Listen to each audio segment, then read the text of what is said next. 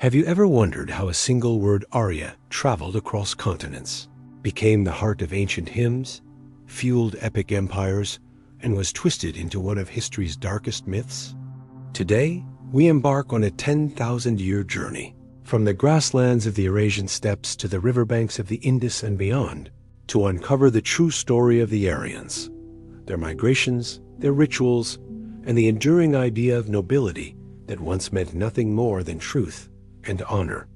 In this video, you'll hear lost hymns of Vedic poets, explore vanished cities like Mohenjo-daro, meet warrior priests and visionary queens, and see how genetics, archaeology, and ancient manuscripts finally reveal who the Aryans really were, and why their legacy still shapes our world today.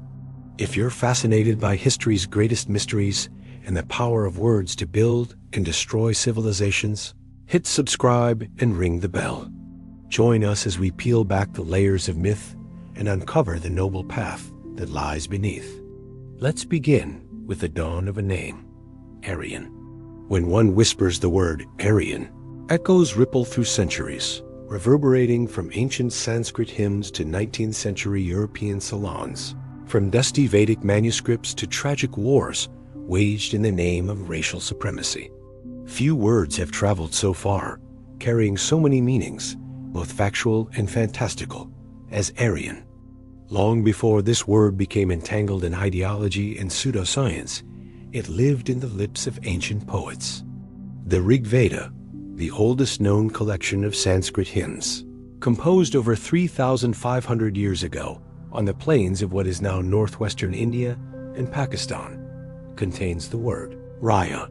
It was not a racial label in the modern sense, but a self-description: noble, honorable, respectable. To be Raya was to live by certain values: truth, hospitality, courage. But where did these Aryans come from? Did they sweep down like mounted warriors from the steppes of Central Asia? Or did they rise among the ancient farmers of the Indus Sarasvati valleys? Did they invade or migrate? Or were they always there, changing only their language and faith with the rivers that nourish them? These questions have spawned libraries of scholarship and centuries of debate, from colonial administrators and linguists to geneticists and nationalists. To trace this tale is to wander across shifting fields of history, myth, and misuse. In the 18th century, European scholars noticed something astonishing. The language of India's sacred texts, Sanskrit, seemed remarkably similar to Greek and Latin. Sir William Jones, a British judge in Calcutta, declared in 1786 that all three languages sprung from some common source. Thus was born the idea of the Indo-European language family, perhaps the greatest breakthrough in historical linguistics. Sanskrit, Persian, Greek, Latin, Gothic, all seemed like siblings in a vast linguistic family tree. But if the languages were related, so too must have been the people who spoke them. Scholars called this hypothetical ancestral people the Proto-Indo-Europeans, a people who, it was theorized, lived somewhere in the Eurasian steppes around 5,000 to 6,000 years ago. They spread out in waves, carrying their tongues on horses and wagons into Europe, Iran, and the Indian subcontinent. The word Aryan became a shorthand for the Indo-Iranians, the branch that migrated eastward into Iran and the Indian plains. The Persian word Arya still survives in Iran, literally land of the Aryans. But how did these ancient pastoralists become such an enduring symbol? By the late 19th century, the Aryan story fused with the colonial project in India. British administrators found the theory convenient, and majestic Sanskrit texts, with their chariots and hymns, seemed radically different from the ruins of Harappa and Mohenjo-daro, the silent cities of the Indus Valley discovered in the 1920s. Scholars proposed the Aryan invasion theory, that the Indo-Aryans were fierce nomads who invaded India around 1500 BCE, toppling the Indus Valley civilization, pushing its darker-skinned people southward and establishing the Vedic age. This theory helped the British justify their rule. If the Brahmins themselves were once outsiders, then foreign domination was nothing new. But archaeology tells a murkier tale. No evidence of large-scale destruction links the end of the Indus cities to an invasion. Instead, climate change, drying rivers like the Sarasvati, and internal decline seem more plausible. Modern scholars prefer Aryan migration over invasion. The idea is of small groups moving, mingling, and reshaping cultures through language and rituals, rather than through wholesale conquest. Yet the older image of marauding Aryans lingered, fueling myths of racial conquest and division. So, who were these Vedic Aryans? The Rigveda, the oldest text, is a window into their world. They were pastoralists singing of cows and horses, praising rivers like the Sarasvati, invoking gods like Indra, Ugni, and Varuna. To be Arya was to be part of a cultural ritual world. The word distinguished insiders from outsiders, dasa or dasyu, often portrayed as enemies of the gods. Some scholars read this as a metaphorical struggle, light versus darkness, truth versus falsehood, later reinterpreted through a racial lens. Over centuries, Arya shifted from a noble adjective to a cultural identity and later, tragically, to a racial category. Meanwhile, in Europe, the word Aryan took on a new, sinister life. By the 19th century, race science and nationalist fervor turned the linguistic Aryans into an imagined biological race. Scholars like Max Muller, a brilliant Sanskritist, tried to clarify that Aryan was a linguistic term, a language family, not a bloodline. But the idea slipped beyond academic circles. Racial theorists in Europe, especially in Germany, seized on the myth of the original Aryans as a noble, pure-blooded people. This myth was weaponized to construct hierarchies of human worth. Aryan became synonymous with white, Nordic, superior. By the early 20th century, the term helped fuel catastrophic ideologies. In Nazi Germany, the myth of Aryan racial superiority justified horrific acts, genocide, eugenics, and the horrors of the Holocaust. Ironically, the so-called Aryans of Nazi myth had little to do with the ancient pastoralists of the steppes, the composers of the Rigveda, or the farmers of the Indus plains. A word that once meant noble became a tool for unspeakable cruelty. In recent decades, genetics has joined archaeology and linguistics in probing the Aryan question. Ancient DNA studies suggest that the steppe pastoralists, linked with the Yamnaya culture, did indeed migrate in waves into Europe and South Asia. In South Asia, genetic markers show a complex story. Rather than a simple invasion, there was centuries of mixing among ancient hunter-gatherers, Iranian farmers, and steppe herders. The people who composed the Vedas were not outsiders toppling a civilization, but one thread in a complex braid. Yet the myth endures. In India today, the Aryan question is politically charged. Some reject migration theories as colonial constructs, seeking instead, out of India model, that the Vedic people were indigenous, their language spreading outward. National pride, cultural identity, and modern politics swirl around this ancient debate. In popular culture, the Aryan myth still flickers. In India, it shapes debates about caste, language, and identity. The term Arya Samaj, founded by Dayananda Saraswati in the 19th century, sought to purify Hinduism, returning to the noble ideals of the Vedas. In Iran, Aryan identity remains a point of pride, a link to a glorious pre-Islamic past. The name Iran itself reminds its people of their ancient roots. But here, too, the meaning is cultural and linguistic, not racial. In Europe, the horrors of the 20th century forced a reckoning. The misuse of Aryan myths stands as a warning, how words, myths, and half-truths can be twisted into monstrous ideologies. Where did this idea of Aryan superiority truly arise? Partly, it was Europe's 19th century fascination with origins. Scholars sought to trace their languages, cultures, and nations to a noble, heroic past. The Aryan became an ancestral hero, a figure onto whom they projected ideals of strength, beauty, and virtue. Pseudoscience added fuel. Phrenology, eugenics, and racial hierarchies pretended to prove that Aryans were inherently superior, smarter, more moral, destined to rule. This was not only poor science, but deadly ideology. In India, the Brahmins' association with Vedic rituals was reframed through the colonial Aryan lens, justifying social stratifications in racial terms. Yet the original texts say nothing about skin color or race as modern science defines it. Today, scholars dismantle these myths with evidence and nuance.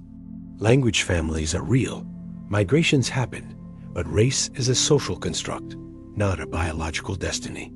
DNA does not map neatly onto culture or caste. Yet the Aryan myth refuses to die. It surfaces in textbooks, political speeches, conspiracy theories. Why? Because myths shape identity. They give a people a glorious past or a convenient enemy. So the Aryans remain, noble warriors in Vedic hymns, distant horsemen on the Eurasian steppe, tragic pawns in the hands of racists and conquerors. In the end, the story of the Aryans is not about racial purity or invasion. It is a story of connection, how languages spread, how cultures mingle, how ancient hymns echo across continents. The Rigveda, Avesta, Homer's epics, all speak of common roots, of journeys and dreams that bind East and West. The real Aryan legacy is not supremacy, but syncretism, the mingling of people, ideas, and tongues that shaped our world. Today, to be Arya should mean what it did in the beginning: noble in thought, noble in speech, noble in deed.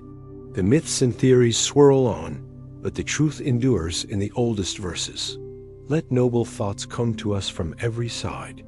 Imagine the endless steppe, a vast ocean of grass stretching from the Black Sea through Ukraine, Kazakhstan, and into Central Asia.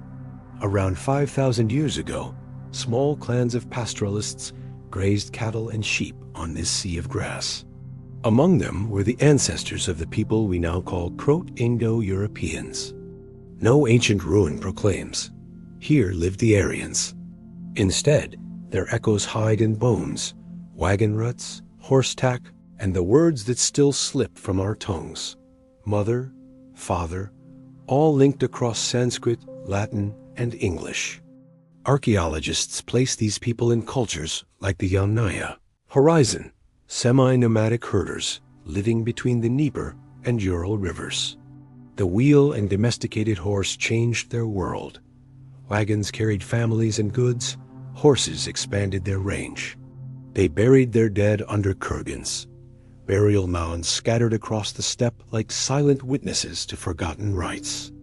Some scholars argue the spread of these mobile herders explains how the Indo-European languages scattered from the plains of Ukraine to the forests of Germany, the coasts of Greece, the fields of Persia, and the river valleys of India.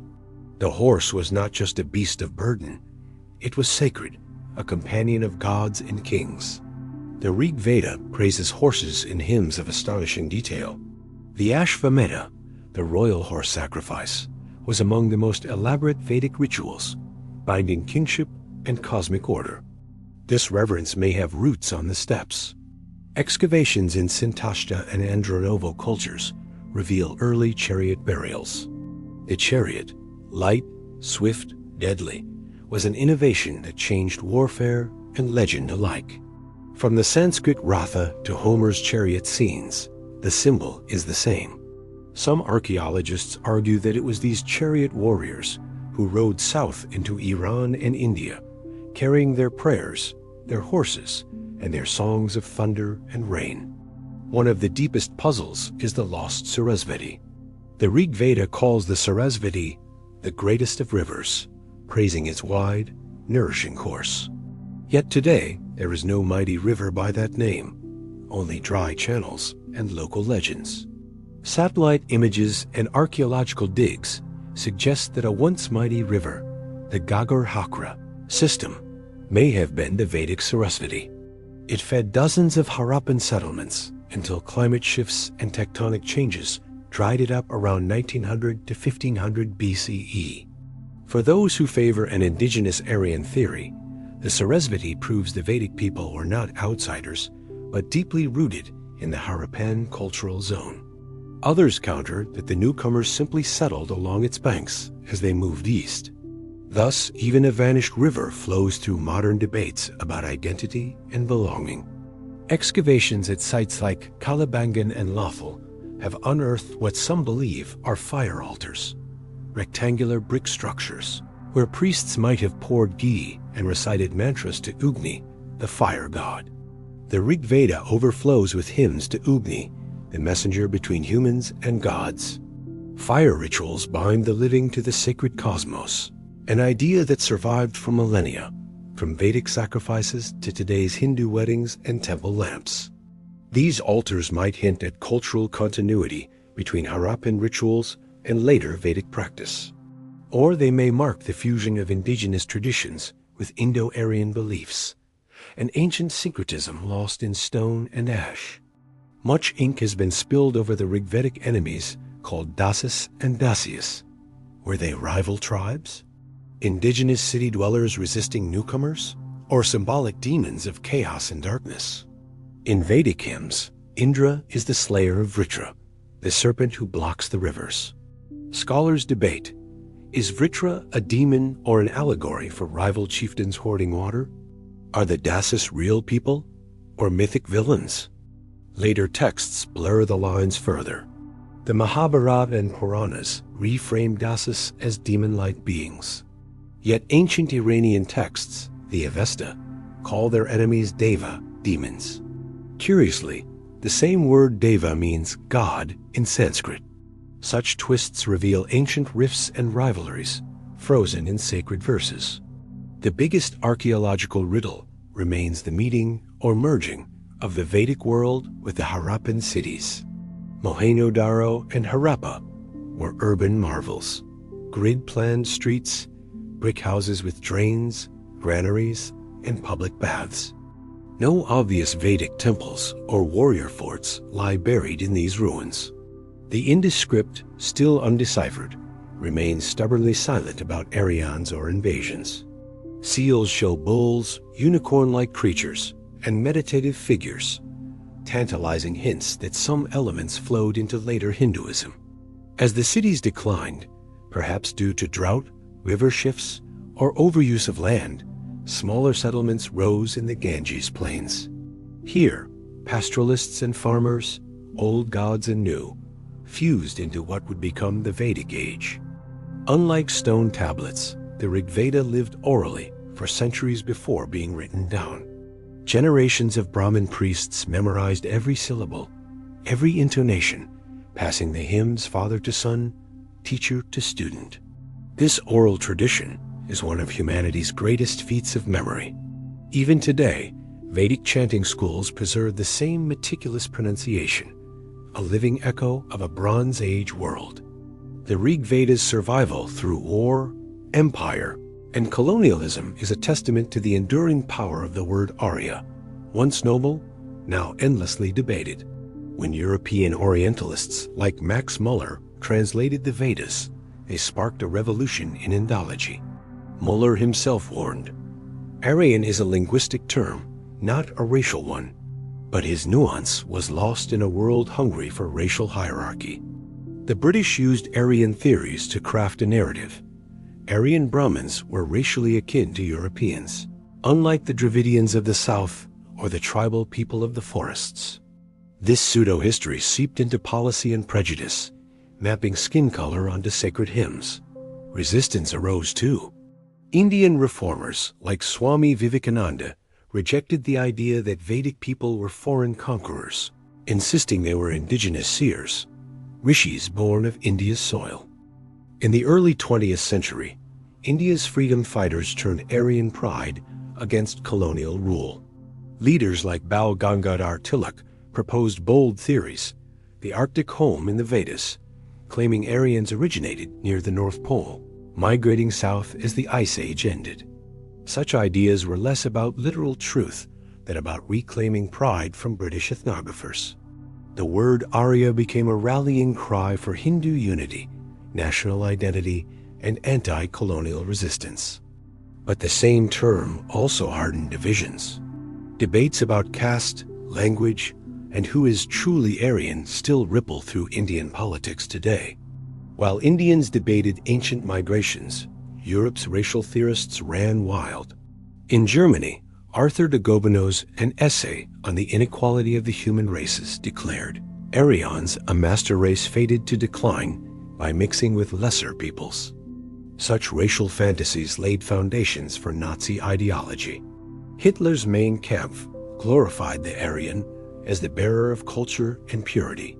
The swastika, an ancient symbol from India, meaning good fortune, was twisted into a banner of hate.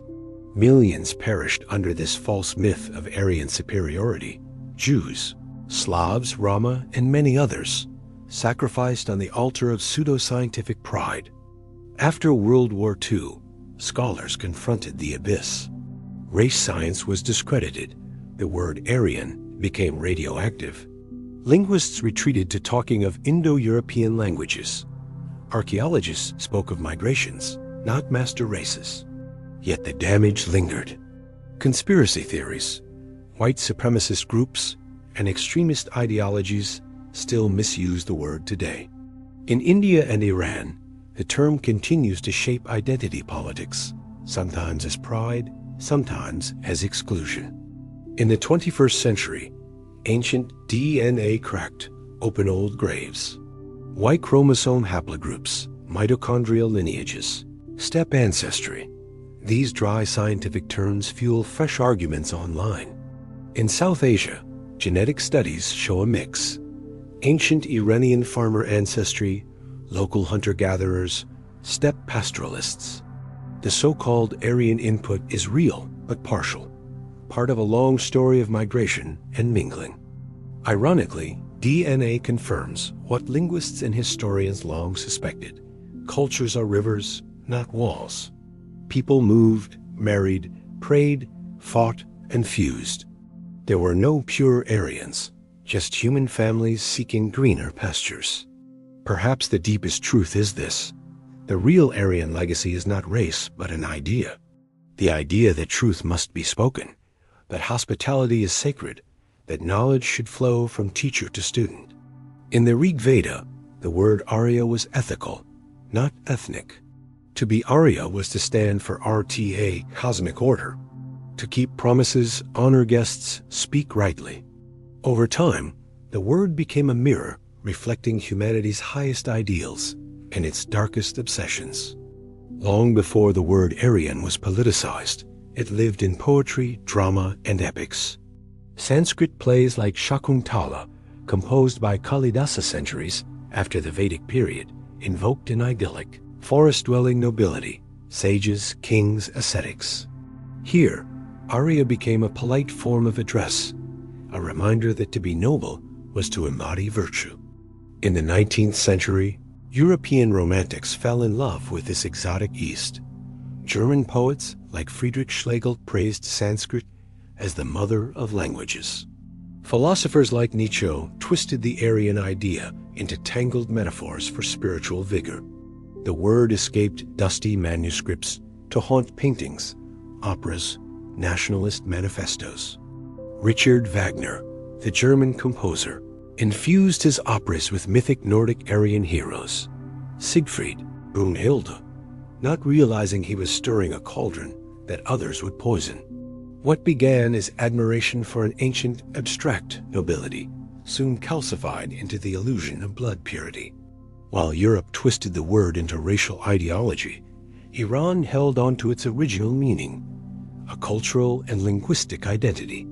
The Achaemenid kings called themselves Arya. Darius the Great's inscriptions at Behistun proudly declare him an Aryan of Aryan descent. In Persian epic poetry, the Shahnameh, Book of Kings, the ancient Aryan homeland is a heroic dreamscape.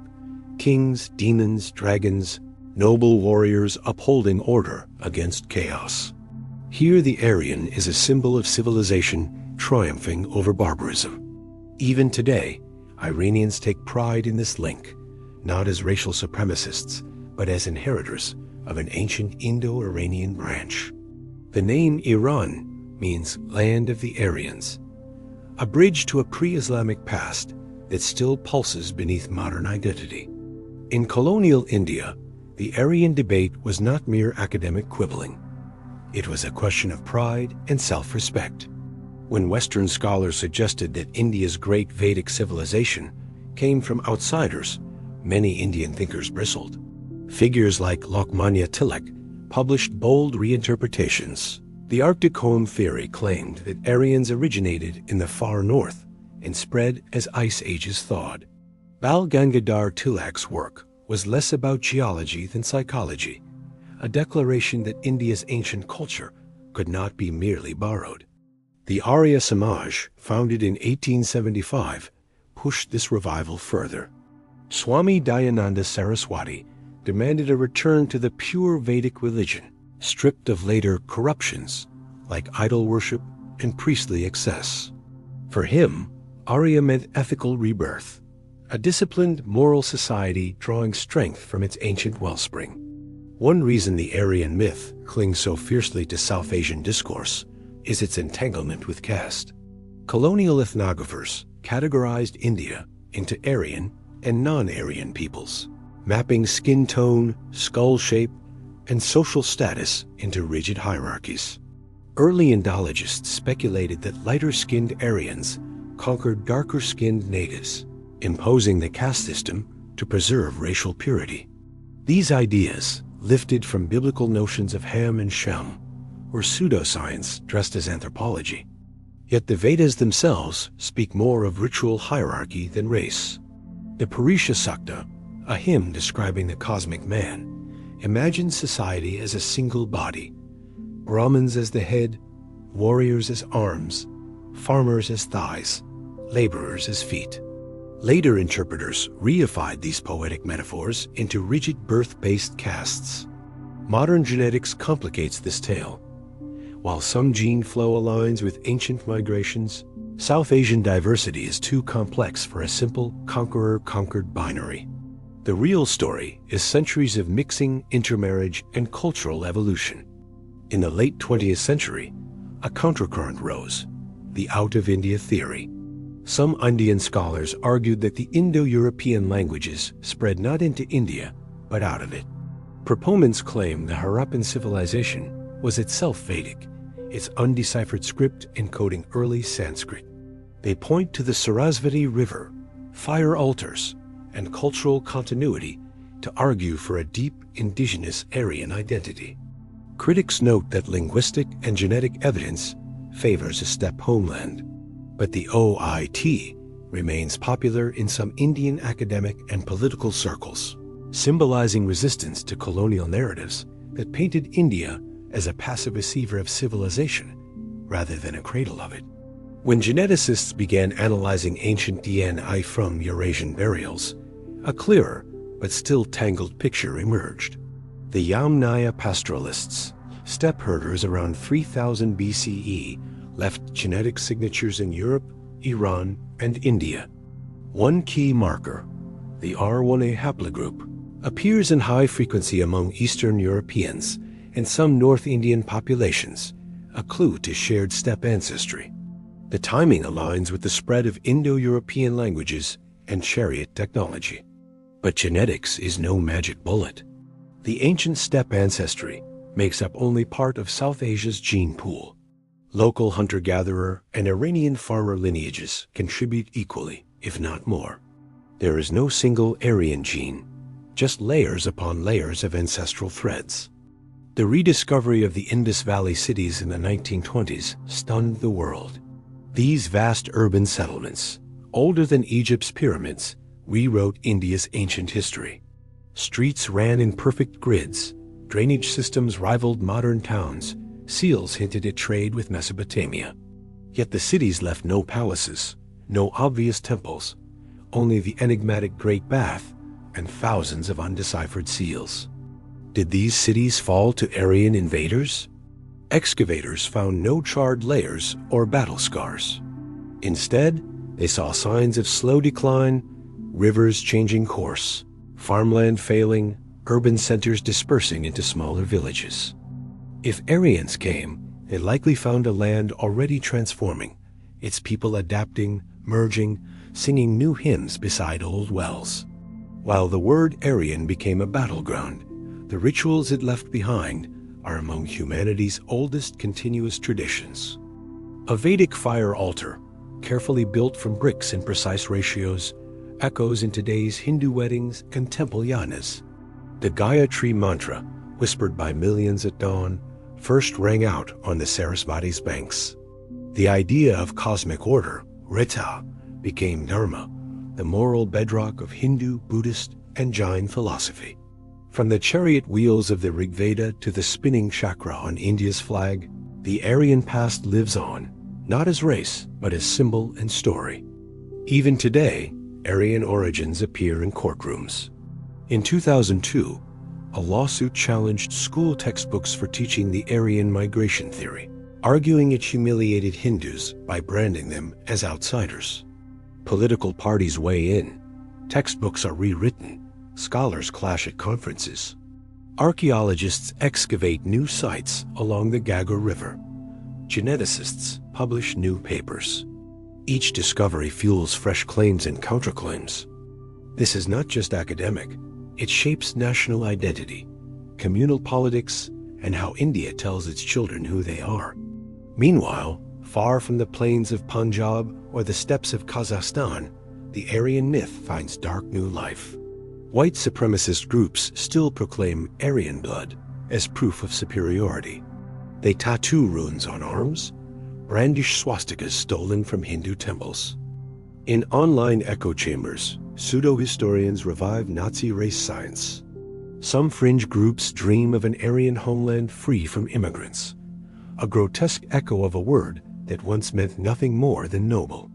Scholars fight back, dismantling these lies with hard data and honest history. But myths, once unleashed, are stubborn creatures. The Aryan myth even wanders through movies and TV. Nazis hunting ancient Aryan relics fill Indiana Jones plots. Comic books twist Vedic heroes into superheroes. Bollywood period films stage chariot battles and Vedic chants, conjuring a mythical golden age. For some, Aryans are national pride. For others, they are the original oppressors. Few pause to ask what the word meant to the poets who first sang it into the dawn wind. Noble, truthful, just. What does the Aryan story teach us now, after centuries of myth, misuse, and massacre? That cultures move. That languages wander like seeds on the wind. That purity is an illusion, and syncretism, mingling, sharing, mixing, is the law of life. In the Rigveda, the greatest wish is for unity, truth, and prosperity. Let noble thoughts come to us from every side. That is the real Aryan inheritance, a call to be open to every thought, every voice, every kinship under the sun. Somewhere on the Eurasian steppe, around 3500 BCE, a child learned to hitch a wild horse to a wooden cart for the first time. That single innovation changed human history more than any king's decree. The horse gave the steppe pastoralists power to move, trade, raid, and spread their words far beyond the grasslands they called home. Wheels rattled over the plains, carrying not only families and goods, but stories, chants, and the seeds of languages that still blossom in modern tongues. For scholars, the horse and chariot remain the fingerprints of the Aryan expansion. In the Rigveda, horses are divine gifts. Indra's chariot thunders against the Dasyforts. Archaeologists trace the spread of spoked wheels, horse bits, and burial mounds as clues to an ancient, mobile people whose memory would outlive their bones. Across Central Asia lie ruins that whisper of the past. At Gunnar Tepe in Turkmenistan, archaeologists found elaborate ritual complexes, fire altars, sacrificial pits, reminiscent of Vedic rituals. Some believe this Bronze Age site, part of the Bactria Margiana archaeological complex, was a way station for Indo-Iranian migrations. Did Aryan-speaking priests meet urban farmers here? Did they trade words for barley, horses for copper? Excavated seeds, animal bones, and burned offerings suggest cultures interwove long before they were mapped in any sacred verse. Farther north, in the Andronovo culture zone, burials with chariots and horse skulls link the steppe horizon to India's distant rivers. These mounds are the breadcrumbs of the Aryan trail. The Aryan myth often fixates on warrior men and chariot kings, but the Rigveda preserves glimpses of women whose voices once shaped its verses.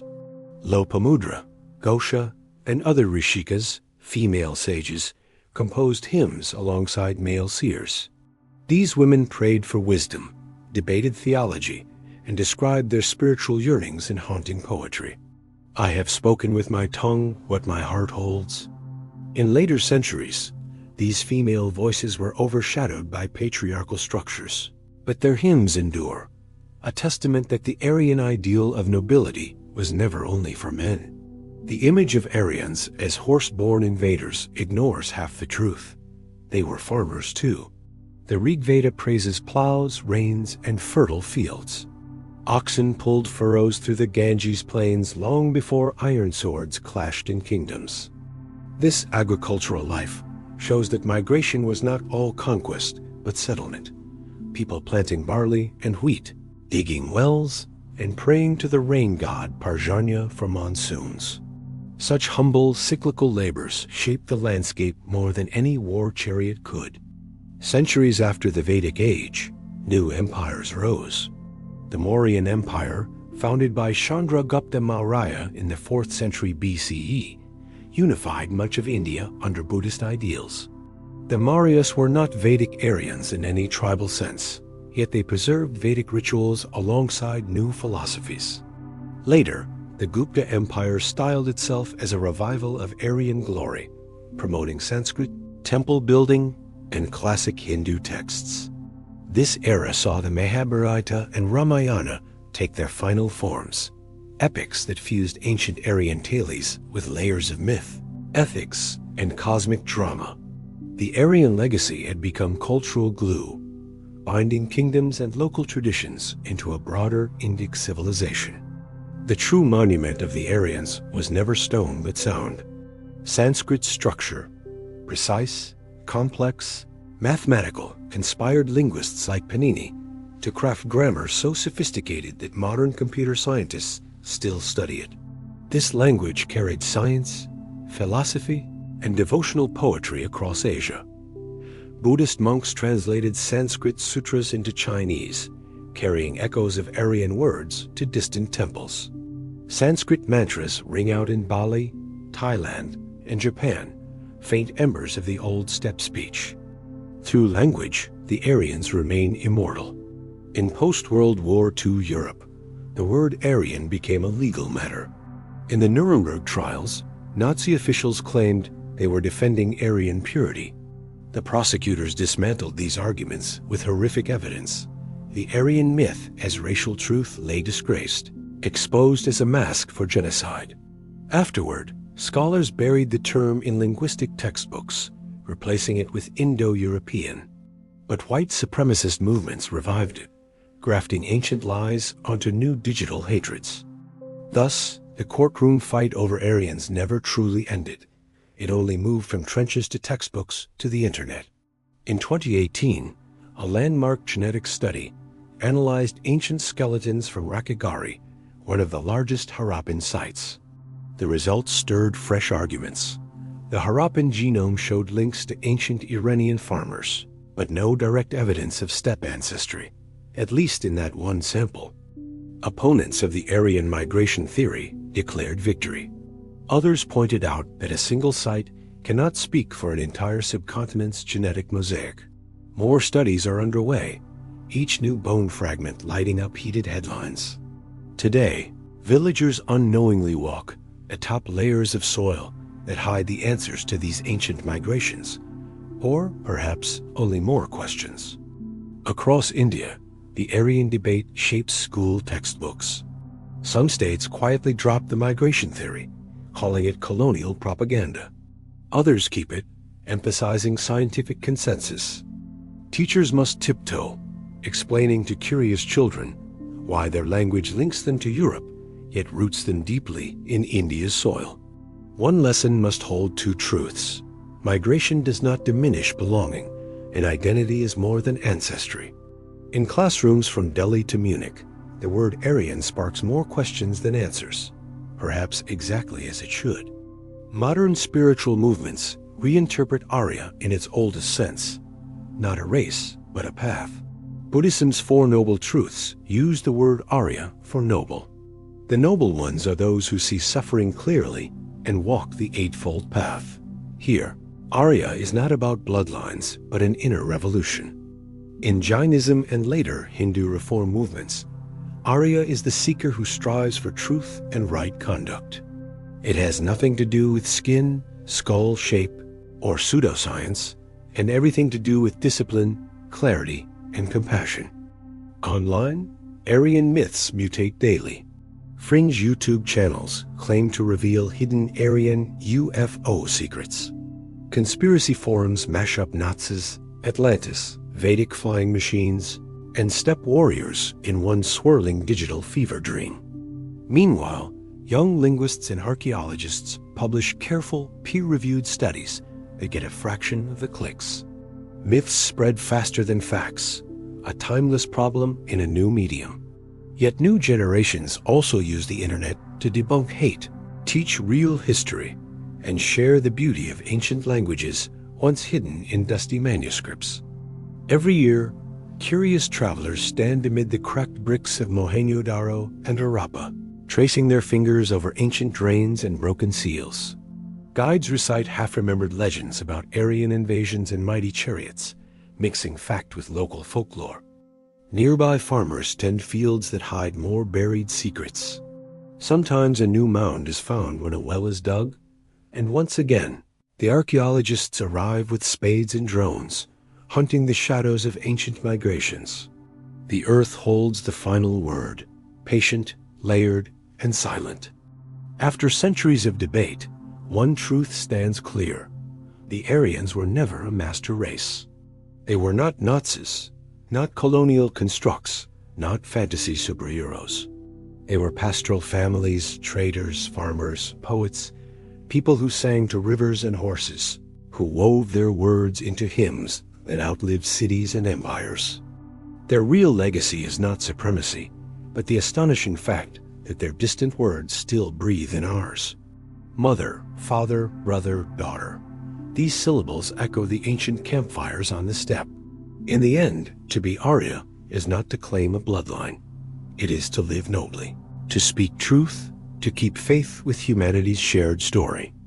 Stand anywhere in South Asia today, in a bustling Delhi street, a quiet Punjab village, or a serene Tamil temple, and you will find echoes of that old, elusive word Arya.